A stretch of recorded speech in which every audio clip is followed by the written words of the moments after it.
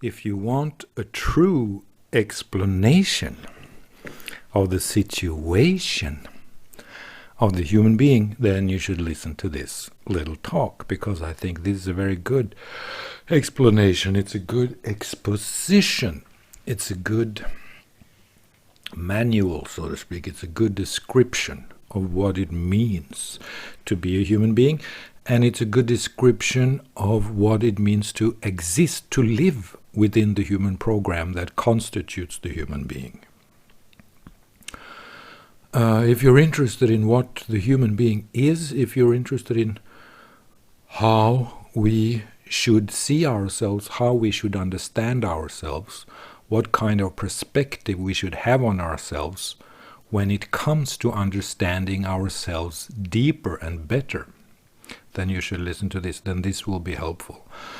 I don't say that this is the truth. This is what we need to know. No, that's not what I'm saying. I'm saying that if you want to know something that is very helpful, let's call it true, because it's a paradigm or it's a perspective, it's a framework. If you want a true framework, then listen to this. The reason why good frameworks are helpful is because we understand more through them. We are able to see ourselves through the framework that other people show us. When we learn something new, that's good for us. When we see ourselves in another perspective, we can learn something about ourselves. Because the truth is that the human being don't see himself very well. We are blind, Me too, I'm blind. Everyone is blind, even now. Who knows how blind I am? Because the brain is producing the hypnosis that I'm living in, Life is science, neuroscience have proven that what we experience as life and as the world basically is a hallucination. And I have discovered through my science, through my scientific approach in my laboratory, I have discovered very surely and clearly that we're living in hypnosis, that we are hallucinating, The brain is interpreting the signals, which is the world, Our brain interprets the signals that is the world and creates the world out of these signals. We receive the signals that actually is the world. But what we see is the production of the world, right? It is the production of the world according to the human program. It's the production of the world according to how our interface works. And our brain is an interface. So the world is produced for us. Even we, as we are ourselves, we are produced for ourselves. Everything is basically a mental production. And we have to understand this. This is a part of science, psychological, psychiatric, spiritual, philosophical, scientific research and investigation. We all have to understand this, that we don't know how blind we are. We don't know in what kind of hypnosis we're living in. But we are very clever to see that it is quite possible that we get fooled by the very system in which we live, which means the human program. Okay, so that was a basic introduction to why it makes sense to talk like this. It was a little justification of why it is a valid and relevant thing to present perspectives like this. And the perspective I want to present is the three circles. The three circles that constitutes the architecture of man. Of course, we can say 100 circles, or we can find another perspective, another paradigm, another model, no problem about that. We all understand that. But this model is very helpful, and it is very true. So, this is the model. There are three circles which constitutes the mental architecture of the human being. The biggest circle, the outer circle, is the human program, which means everything that we see, everything that we experience is a product of the human program. The world, absolutely everything that we perceive, that which is within our perception, that which is in our awareness, that which is perceived, that which is that which is an appearance in the world. Not only consciousness, not only that which consciousness presents for us, but also consciousness itself. The human program is the totality. It's absolutely everything, and it's everything that we see in this very moment. When you open your eyes and you see the wall, or a window, or a street, or a photograph, or a wife, or a husband, or whatever you see, it is produced by the human program. That which we see is produced by the brain, by the human program. That is the outer circle. We cannot escape that. We are sewn into it. We are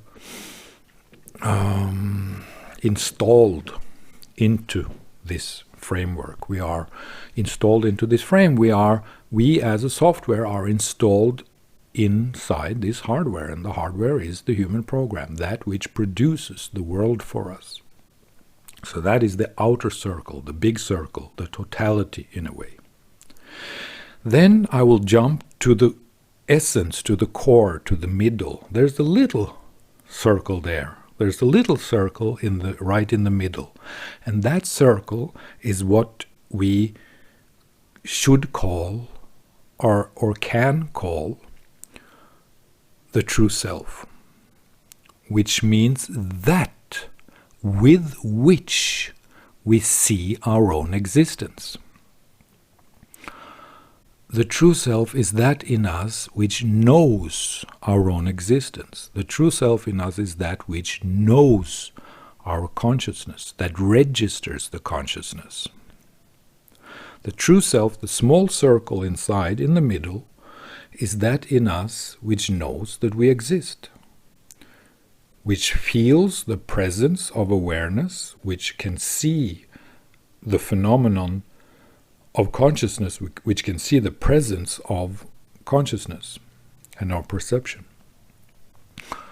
The little circle is you could say, our own self-awareness, but that is not completely precise, because what is aware of our self-awareness, So we're talking about the background self here. We're talking about the self behind the self. We're talking about that behind the curtain, which sees and is aware of everything in the room outside of the curtain.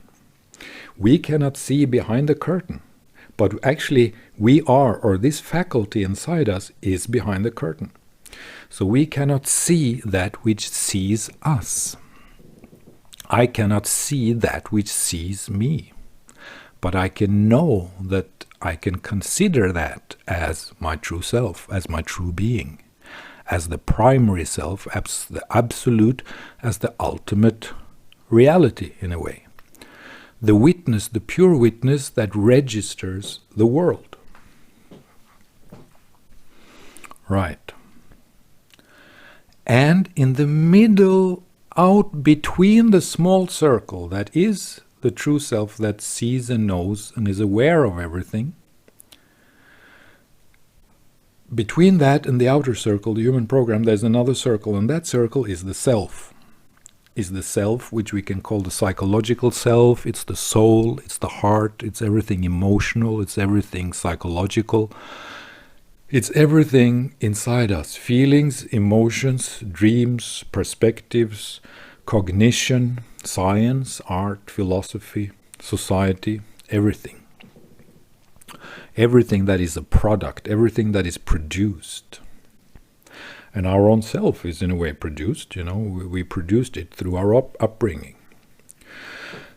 So the inner circle, the inner core circle is the true self, is the ultimate reality, that in us which sees and knows that we exist, that in us which sees and knows and is aware of our own consciousness, that in us which receives the experience of the self. That in us which receives the experience of the self. Because if I see myself, if I can see that I exist, then it means that I am something that receives the experience of that which I call myself. So I am the background self which receives the experience of the full self, you could say. This is a genius model, you know. This is for people who really have something in their intellectual capabilities. You know, this is for people with a brain, you know. This is really good. This model is really, really good. I have to say it myself because no one is going to say it for me. I've given up recognition about this work, more or less, so I'm just going to say it myself. This model is a very good model. So, the inner core, the inner circle, is that in us which knows that we exist. It's the internal knower of consciousness. It's the background self. It's that thing, the eye behind the curtain, the eye behind the eye, the self behind the self, the God behind the God.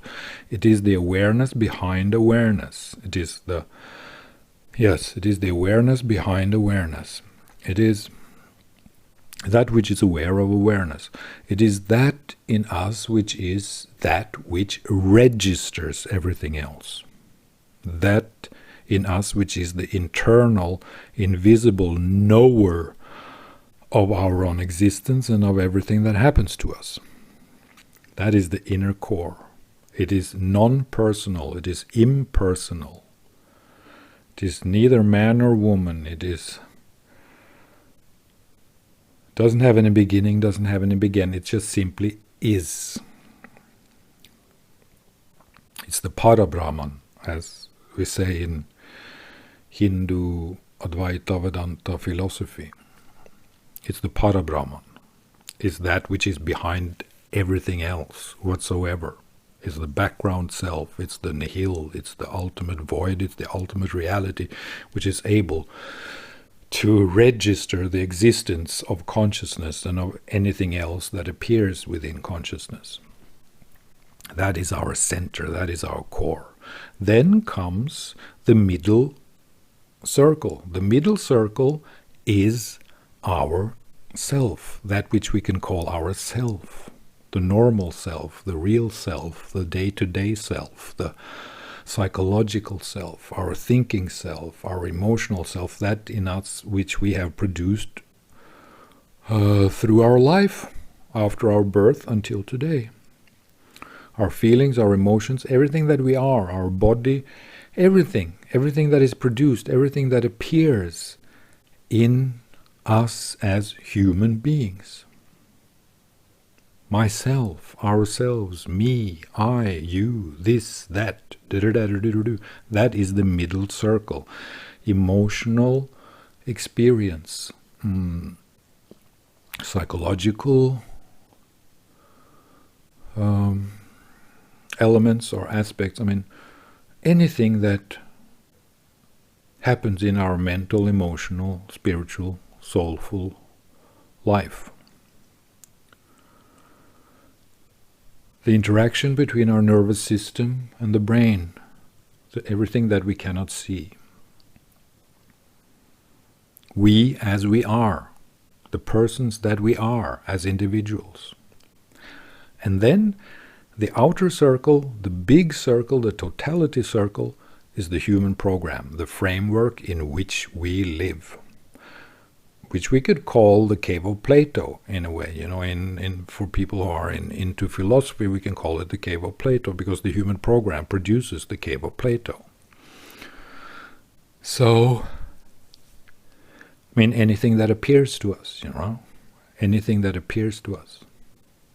So this is my little genius model. It's a very good presentation. It's a very good model. It is helpful for people who want to understand more. Really, it is. So, in order to develop further helpful approaches and models of the inner life of the human being and of the mental architecture of the human being. This model that I presented now is helpful. It's a totality model. It's a totality model. It's a total model. It reflects and expresses and describes the totality of human life. Because everything that we perceive is in here. Absolutely everything that we perceive and experience is within these three circles. The human program, the normal day-to-day selves, the person self, the psychological self, our feelings, emotions, our brain activity, every sensation that we have, anything whatsoever. And finally, ultimately, also the witness of all this, the pure eye that we cannot see, but which we are seen by. And this is inside of us. And that belongs to us, and it belongs to our existence. It belongs to our architecture. It belongs to our existence. It belongs to our life. It belongs to our situation. And our situation and our life is that which we live in. So this is a totality model, and it explains very well that which we need to know before we develop further subtle models or subtle explanations of psychological, emotional phenomena or philosophical, scientific thinking and research and investigation into psychological, emotional phenomena that occurs within the life of the human being, which can be described within and by this three-circle totality model. Thank you.